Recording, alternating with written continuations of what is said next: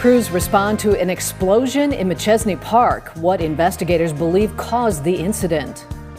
Plus, a local fire department says it's struggling to meet the high demand for ambulance service. The call for support from residents. And an event to honor people with Alzheimer's, the inaugural Memory Walk at River Bluff.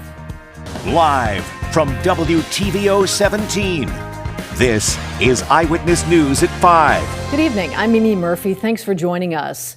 Jimmy Kimmel will return to WTVO 17 tonight. Nexstar Broadcasting, our parent company, announced the late night show will return, ending the blackout for dozens of cities, including right here. Last week, Nexstar said it would take Jimmy Kimmel off the air over remarks the comedian made in the wake of Charlie Kirk's killing.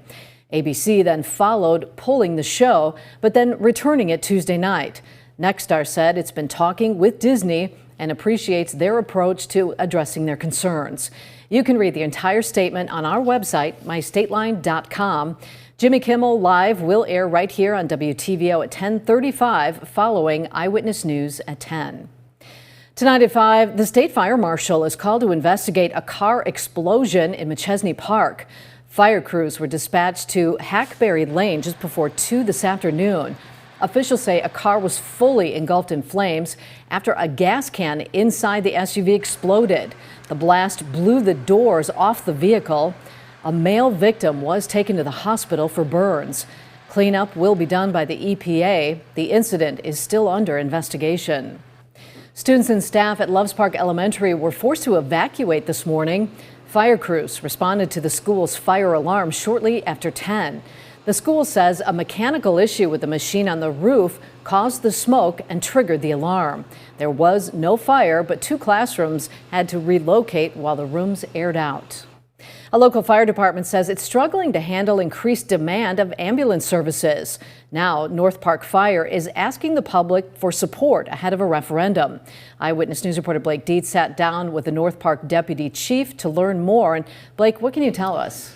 Yeah, Mimi, North Park Fire Deputy Chief Brian Kuntz tells me that they've been getting by on staffing 1 of their 2 ambulances. But ever since increasing calls, it's been stretching their resources too thin. They're asking the community to come together on an upcoming referendum. Kuntz says calls have increased steadily in recent years. For example, in 2025, there was an almost 11% increase compared to the year prior. That increase has made the need to staff the second ambulance an even bigger priority. But to do that, they'll need to have community support to pass a referendum to raise taxes. Nobody wants to pay more in the taxes, but if they look at the service that we could provide for $1.70 to $4.80 a week and put that towards the first responders, I mean, what more could you look at for saving somebody's life? Now, that referendum is set to be voted on early next year. Mimi. All right, thanks, Blake. Police arrest a Rockford man accused of sexually abusing a child. 32-year-old Christopher Ryan faces multiple charges, including aggravated criminal sexual abuse. Police say they became aware of Ryan as a suspect earlier this month when they were called to a home on Loomis Street. Ryan's accused of being non-compliant as a sex offender. He was arrested yesterday by police and is in the Winnebago County Jail tonight. The Winnebago County State's attorney announcing a guilty verdict in another sexual assault case. 34-year-old Francisco Correa has been found guilty of sexual assault and sexual abuse. In March of 2022, police began investigating Correa after allegations from a 10-year-old victim. That victim reported the abuse had happened over several years. Correa is scheduled to be sentenced in November. Eyewitness News is committed to supporting survivors of all forms of abuse. There are several resources available right here in our community. Just go to our website, mystateline.com, and click on the State Line Strong tab. We have an update on the status of the Veterans Drop-In Center after it closed due to staffing changes. Dinners will temporarily be served to veterans Monday through Friday at VFW Post 5149 on 7th Street at 4 p.m. Those in need of other services are asked to reach out to the Veterans Assistance Commission. The drop-in center will officially reopen October 3rd. A celebration will take place on that day from 4:30 to 6 p.m. September is Alzheimer's Awareness Month, and River Bluff Health and Rehabilitation's honoring people impacted by the disease, along with their loved ones. Staff members hosted a memory walk this afternoon. Participants paraded around the facility to show their respect and to raise awareness. The event also featured music, snacks, and raffles. We spoke with one organizer who says this cause is personal to her. Having a loved one with Alzheimer's or dementia is a very, it's a defecating disease. It basically, you revert backwards, and just in my own personal life, we have that in my family, and seeing my grandparents go through that, it just kind of reminds me like where we were years ago, so it kind of like bittersweet, to be honest. All proceeds from today's raffle will go toward the Alzheimer's Association. A Freeport organization marks a new beginning with a ribbon cutting today. 3, 2, 1, cut! Yay! I can do it on cue. Believe in the Children first opened in Freeport in 2018, but last year they underwent a change in leadership with a new executive director. The ceremony served as a way to renew its commitment to the Freeport community. Believe in the Children provides a wide range of services from parenting classes to adult education. They also provide a space for non-custodial parents to meet with their children under supervision. You know, our approach is not to be there to, be a catch them at, it's like an I gotcha type moment. We are there to help to guide them through the reunification process. This year, Believe in the Children helped over 70 clients. Last year, that number was just 5. The Department of Transportation announcing new rule changes. When we come back, how officials hope this will reduce thousands of deadly truck crashes every year. And coming up tonight at 6, a newly proposed state bill aimed at lowering electric bills for consumers. The proposed legislation from Illinois Republicans. And our temperature rose nearly 35 degrees from this morning to the afternoon high. Well, if we'll continue to see more of those large diurnal swings coming up in your most trusted forecast a little later. You're watching Eyewitness News, your home team, with Mimi Murphy, Wendell Edwards, Sports Director Scott Leber, and meteorologist Jordan Wolf.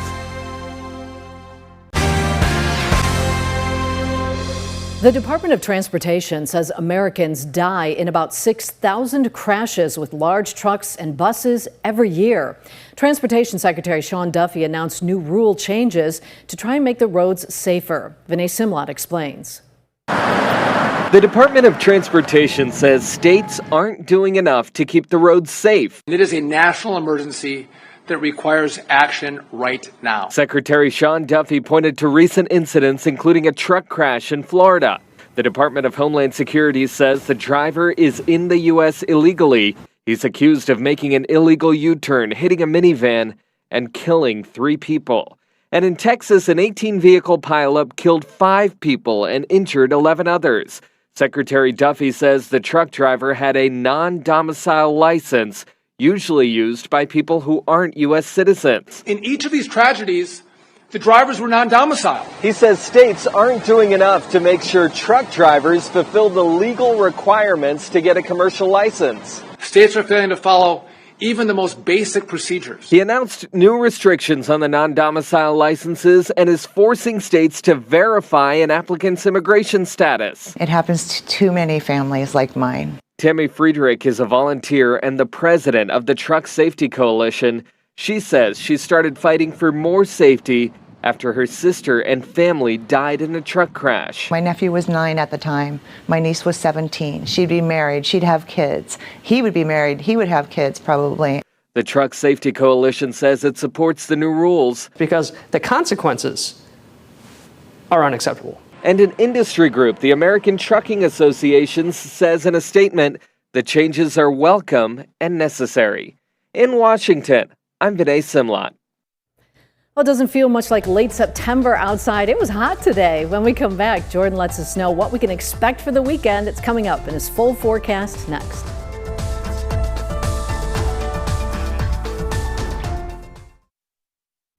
Now, your first warned weather forecast from meteorologist Jordan Wolf. It's yet another bright sunny day across the state line today, and you can really see that bright sunshine with our Mercy Health SkyTrack camera overlooking Freeport. That's brought to us by the Rockford Career College. Now into the evening, you're getting those longer and longer shadows. As we head through the rest of the evening, though, our temperatures will start to drop from those warm afternoons where we have now. We're already seeing temperatures, though, that are quite a bit warmer than where we were even at this time yesterday.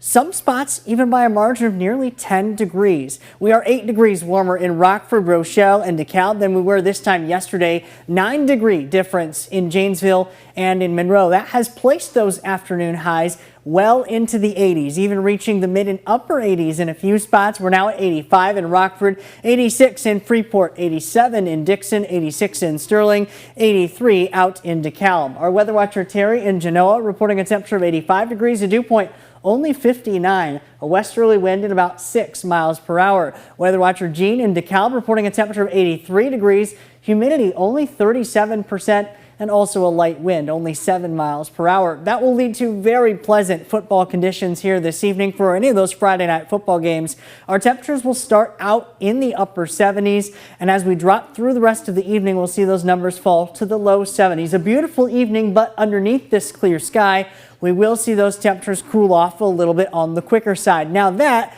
paired with a little bit of lingering moisture near the surface, could once again allow for some patches of fog to develop overnight tonight. The highest confidence of which I do think is primarily north and east of Rockford for at least the more widespread areas of fog. But elsewhere in the state line, some of those rural and open areas could see some of those patches of fog develop again.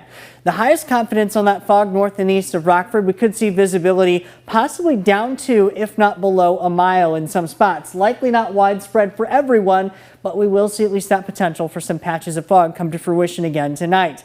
55 the overnight low, a mostly clear sky. Those areas of fog could develop underneath that southerly wind, fairly light in nature. Temperature will rebound back up into the mid 80s for tomorrow's afternoon high temperature, 85 for the afternoon high in Rockford. Sunny and warm, but a little bit on the breezy side this time around. Southwesterly wind could gust near 20 miles per hour. We'll continue this warmer stretch over these next several days, and the warm afternoons are paired with some of those cooler nights. Even today, we started out in the low 50s and made our way into the mid 80s. We'll continue to see that large temperature swing from morning to night. This is all because of very dry air that we have in place. Dry air is very easy to heat up once the sun comes up, and also very easy to cool down once the sun sets, assuming that we have a clear sky. And we'll have that in place over these next several days, so expect afternoon highs in the low to mid 80s and overnight lows in the 50s. That drier air sticking with us over these next several days. You see dew points really not reaching above 60 degrees for these next few days going forward, but that drier air also leads to very limited rain chances for the next week ahead. Many computer models keeping areas around and across the state line in a very broad region completely dry. Not the case across the Carolinas. A tropical system there going to be bringing some of that heavier widespread rainfall down that direction. Limited impact for that here locally. 85 degrees for Saturday, 84 Sunday. We'll maintain the mid 80s heading through and beyond the weekend. A brief drop in those numbers, but we'll still be above average all the way through the end of the week. Nice and warm. All right, thanks, Jordan. Scott's next with sports. He'll have a preview of our high school football game of the week between Harlem and Guilford.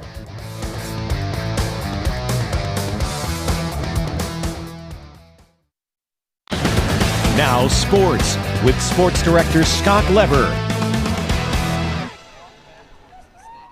What a night it should be here tonight at Harlem's Peterson Stadium in our overtime game of the week. It's a must-see Nick 10 matchup.